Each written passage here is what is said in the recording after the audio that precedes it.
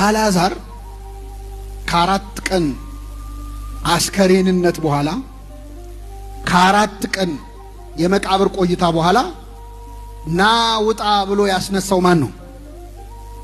አይሰማም። ክርስቶስ ነው አይደለም? እግዚአብሔር ነው አይደለም? አልዓዛር ከመቃብር ከወጣ በኋላ ራሱን ቢያጠፋ ምን ይመስላችኋል? ወይ በዓመቱ ወይ በሳምንቱ ራሱን ቢገድል አታዝኑ? ታሪኩ ራሱ አይመችም አይደል? አላደረገውም። አልዓዛር እስከ ሕይወቱ ፍጻሜ ድረስ በቅድስና ኖሮ ሳይፕረስ የምትባል ቆጵሮስ የምትባል ሀገር ጳጳስ ሆኖ አገልግሎ በመጨረሻ በክብር ነው ያረፈው። በረከቱን ያሳድርብን። ሞቷል። አልዓዛር ተነስቶ አልቀረም፣ ሞቷል። ለዚህ ነው በነገራችን ላይ ከነ መግነዙን ይወጣው አይደል? ጌታ ሲወጣ መግነዙን ትቶ ነው። አልዓዛር ሲወጣ ግን መግነዙን ይዞ ነው። ለምን? ሌላ ቀን ያስፈልጋል አይደል? መግነዙ ያስፈልጋል።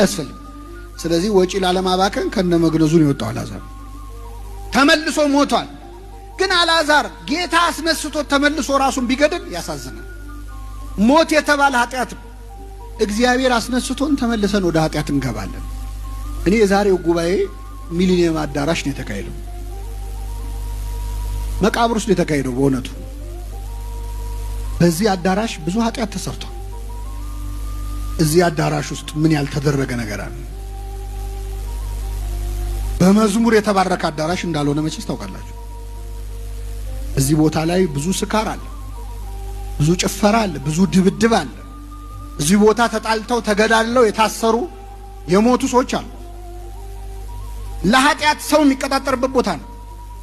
እኛ ለቅድስና ነው የተጠራ ነው። ዛሬ ጌታ ወደ መቃብር መምጣት ልማዱ ነው። አልዓዛር ውጣ ብሎ ሊጠራ ማለት ነው። ግን እዚህ አዳራሽ ዛሬ ነጠላ ለብሳችሁ የመጣችሁ ሰዎች ሌላ ቀን ነጠላ ቀይራችሁ እንዳትመጡ።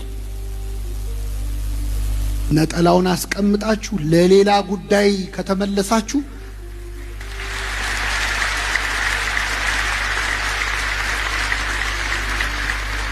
አልዓዛር ራሱን አጠፋ ማለት ነው። ከመቃብር አውጥቶት ጌታ ተመልሶ መቃብር ውስጥ መገኘት ውርደት ነው። ከዚህ ጠብቀን የሰማነውን በልቡናችን ያሳድረን።